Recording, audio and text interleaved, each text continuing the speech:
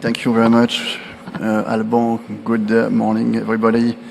First, I would like to thank the Canon Medical System team and especially René Degros for this new invitation to share with you my experience with this system called the 4DCT system in the field of abdominal IR. So my disclosures. And this first slide, I love this first slide because it's always interesting to have a look to the past first. And you have here the very first version of the angio-CT system.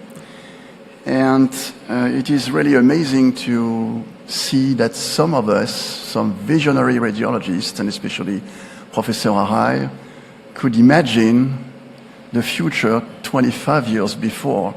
And the system now rather looks like that, so many things have changed.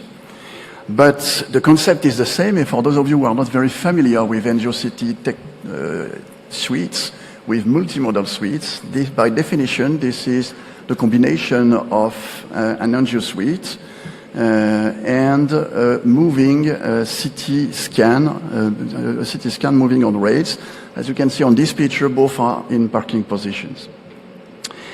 And this technology is unique on the market because I'm a lucky guy. I have the Aquilon One technology. I'm sure you all know this CT scan that was originally designed not to perform interventional radiology, but to image moving organs with great details and without any artifacts, such as the heart.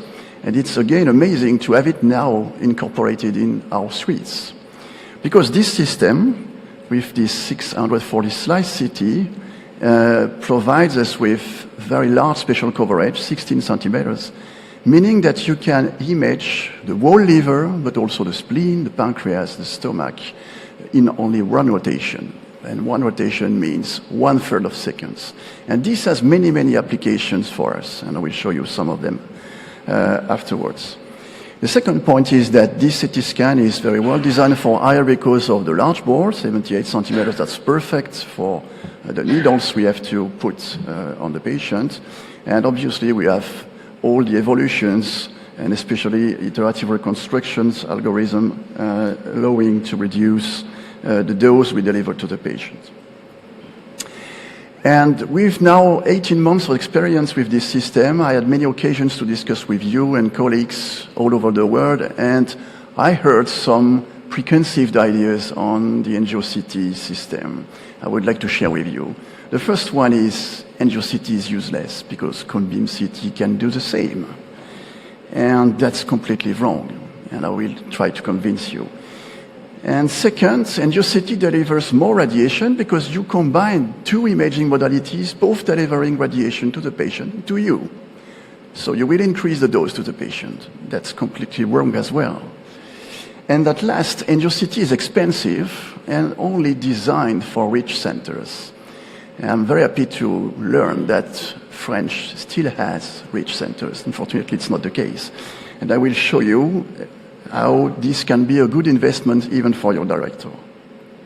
But before, I would like to go back to the basics and to show you this video just to explain the workflow of the system. This is a conventional TACE procedure, very easy, lobar TACE. I inserted the cat in the celiac trunk and I wanted to get the CT arteriography.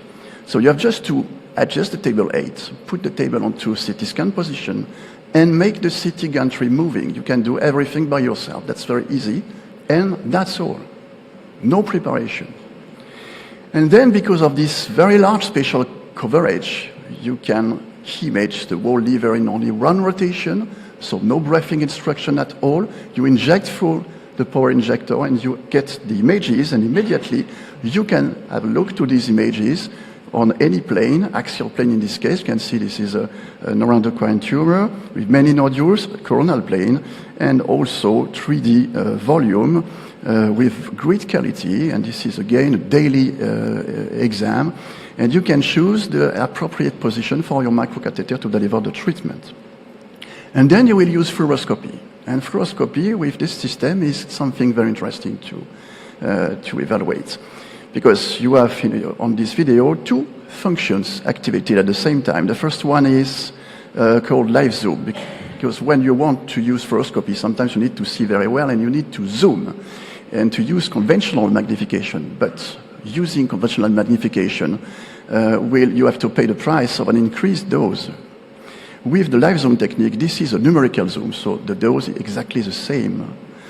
Second, on this video, you can see two different windows, and the inner window is reflecting real-time fluoroscopy, and is called the spot fluoroscopy technique, and you have an asymmetric collimation, so you can reduce or modify the size of the window, you can change its position, and you keep the background around, which is very, very, very useful and very comfortable for your eyes.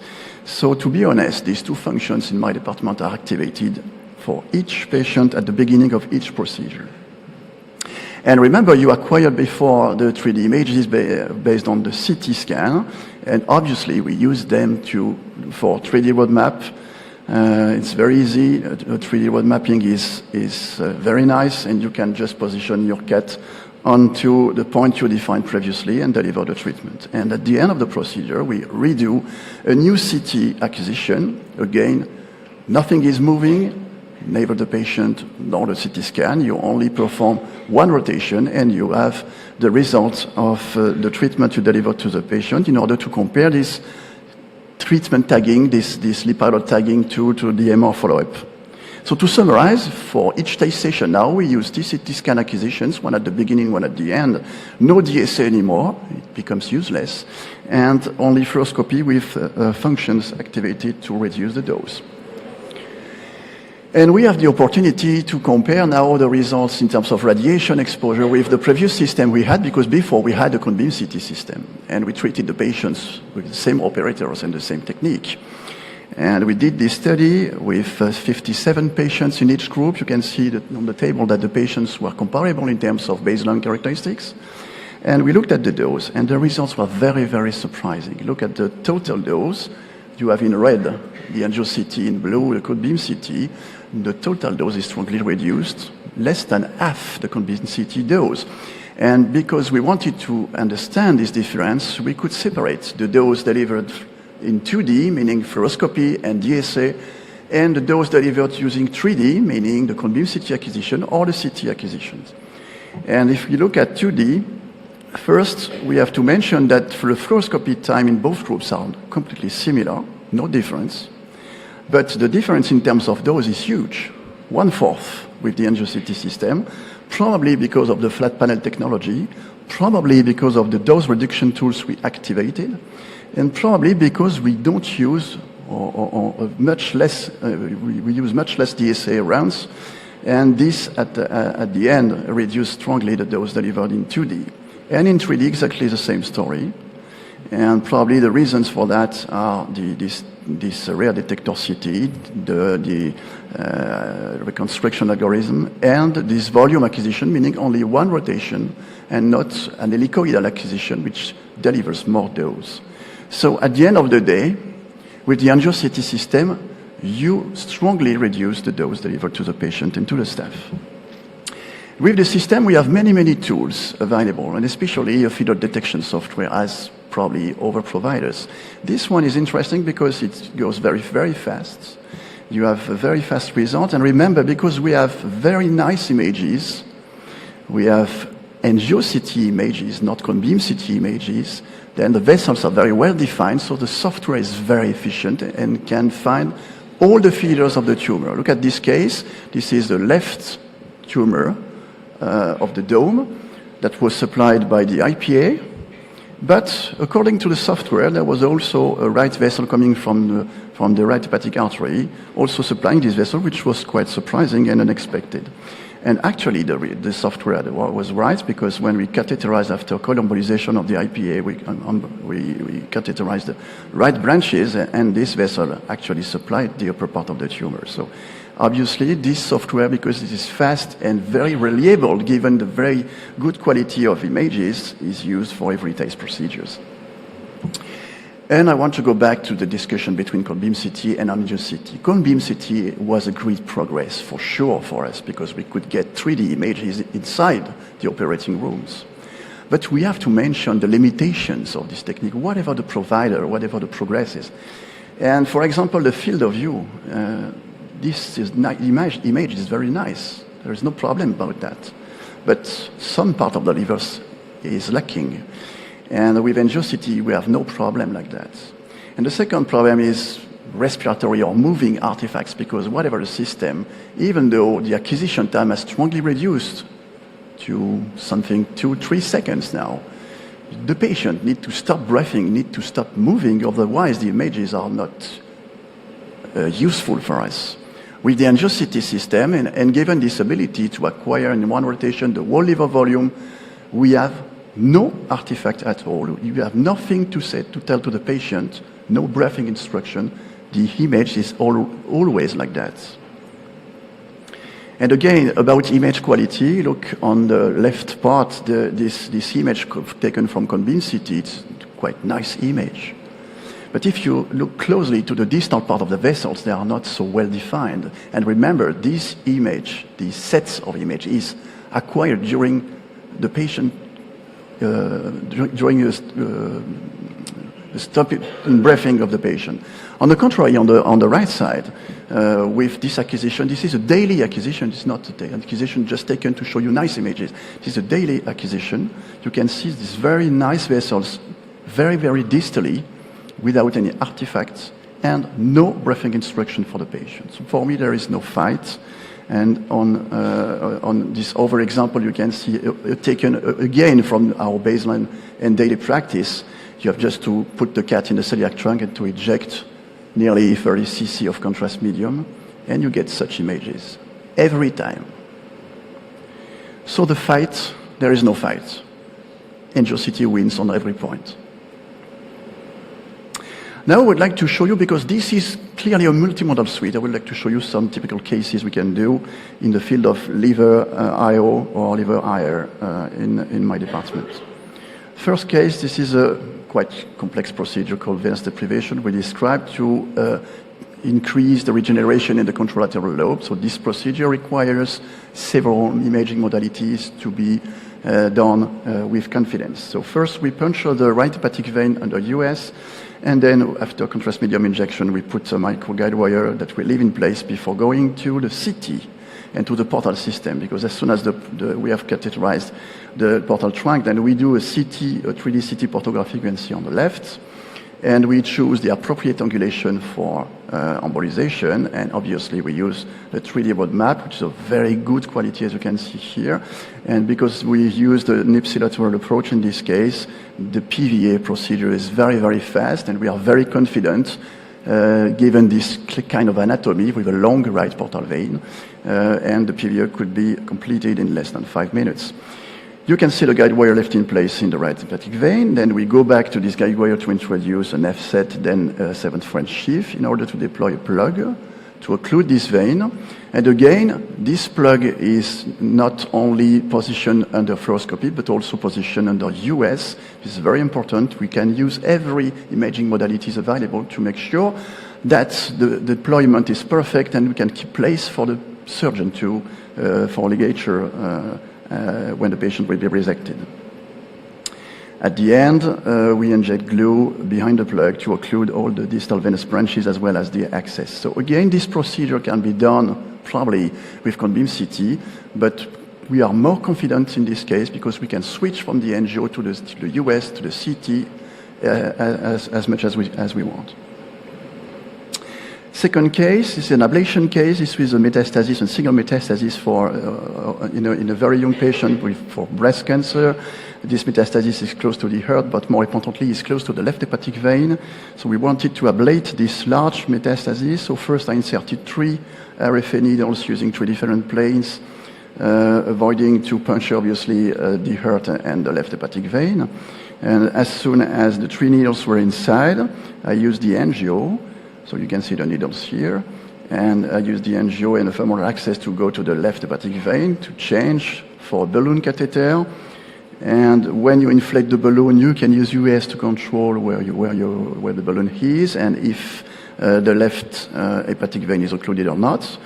Obviously, you use Doppler to do that, and as soon as it is okay, you can ablate this tumor under clamping, and at the end, you can control using US whether the left hepatic vein is still patent, and because you have the CT, and this is a very important point, to be able to evaluate our treatment immediately, with the CT acquisition performed at the portal phase, you can see the ablation zone largely covering the tumor and the left hepatic vein still patent. So again, this is a typical case in which you will switch from the US to the angio to the CT. Now this procedure, again an ablation, and this one I don't know how to do it without the angio-CT system. This is a patient with 2 HCC nodules in the dome of the liver. One nodule is visible under the US, the other is not. And to treat this patient, first I inserted 2 RFA needles in the first one, the nodule visible under US.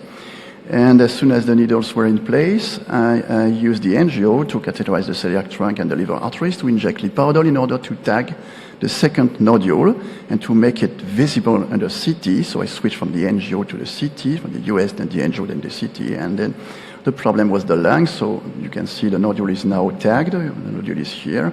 You have just to clear the lung from the needle path by injecting CO2 in the pleural space. That's a very easy technique, but requiring CT. And as soon as this has been done, you can insert the needle inside the tumor. And because, again, you have the ability to, with one click, to acquire 3D volume, you can do it to check whether your needle is actually inside the nodule or not, and what is the environment of the needle, especially in the needle plane.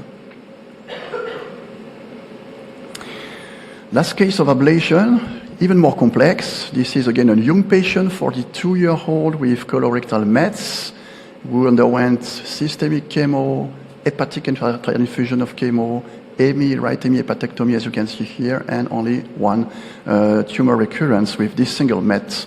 Not well placed because very close to the duodenum, to the pancreas, and to the portal vein.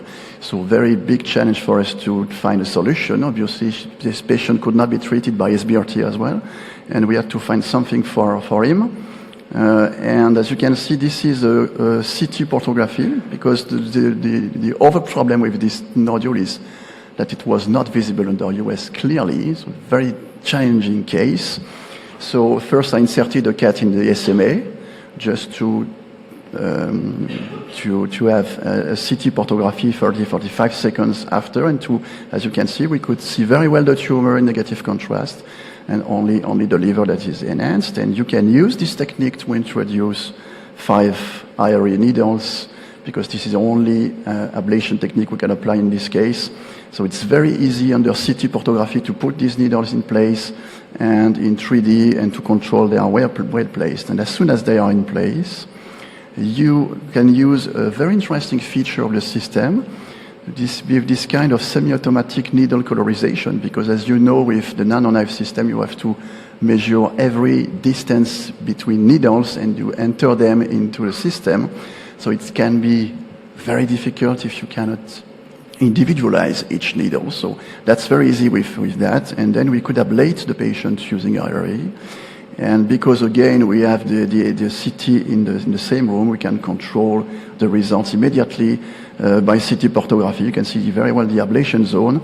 And we always perform an MR scan of the liver at day 1, and you can see very well, again, the phantom of the tumor and the ablation zone largely covering around. One of the last points is the concept of rich centers. And I would like to share with you 3 slides, because I think we have to rationalize or to discuss about equipment and resources. That's something we have to discuss with our director every day.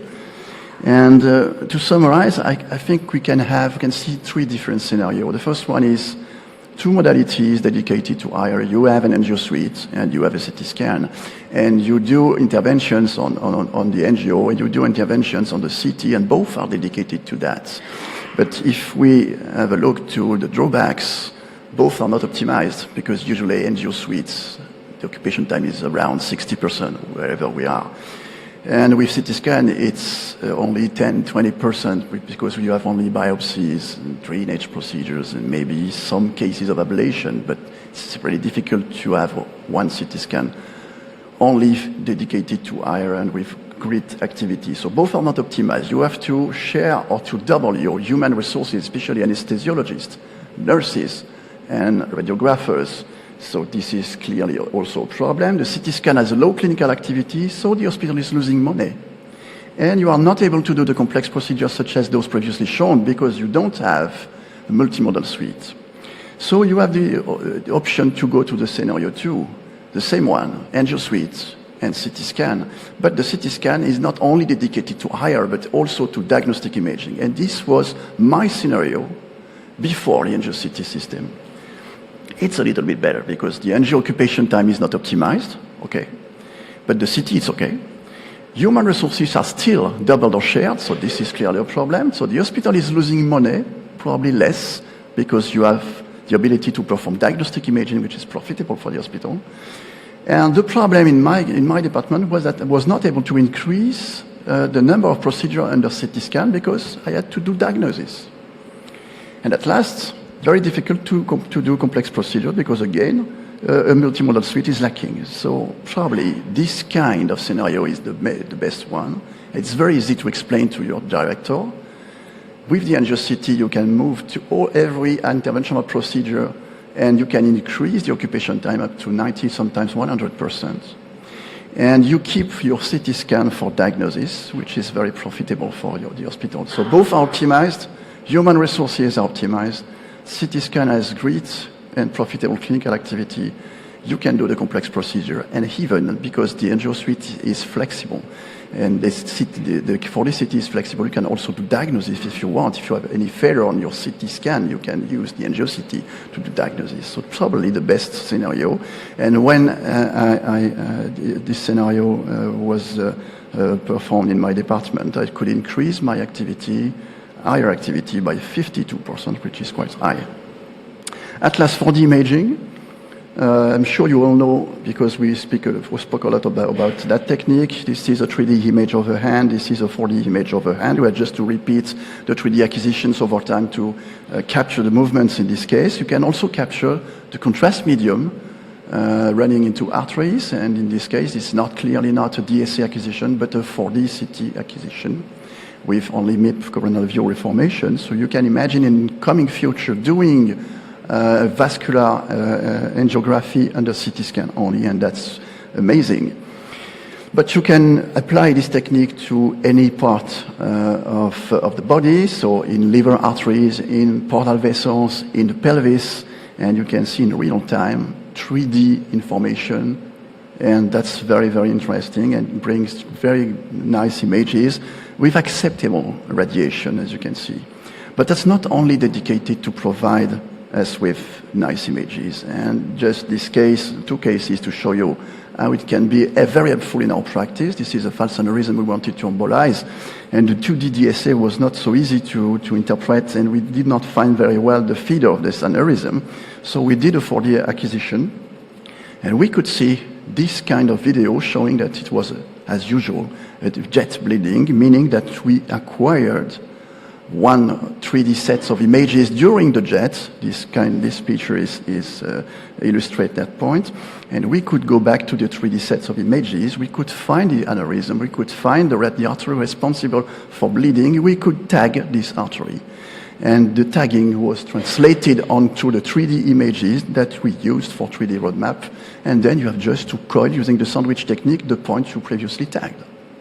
And it worked very well because we controlled using Doppler examination immediately after the procedure. The aneurysm was thrombosed, and with the new 4D acquisition, you can see the coils, you cannot see the aneurysm anymore. Last case, something very, very interesting is to investigate the liver microcirculation with this kind of acquisitions. It was a very nice case, but for sake of time, I will go fast. Showing in this area of the liver, the surgeon did arterial damage in this patient, and we wanted to evaluate how it could be, it could recover based on thanks to the arterial anastomosis and the peribiliary plexus. And as you can see, We now can see in real time and in 3D the peribiliar plexus and all arterial or venous communication. That's amazing. And we have many, many applications about that, especially in the field of balloon TACE or to study or to investigate lipid-based emulsions. So it's very, very, very interesting, and we can do it with this technology. So in conclusion, and to summarize, angio-CT outperforms cone beam CT on every point: quality, field of view, speed, everything. Angio-CT saves the dose for the patient and for you, secures your procedures, increases your skill because you can do everything, you have everything in your hands, and rationalize resources so you can speak with your director and find money to get such a suite. At last, I'm convinced that 40 capabilities open new gates, and that's very exciting. Thank you.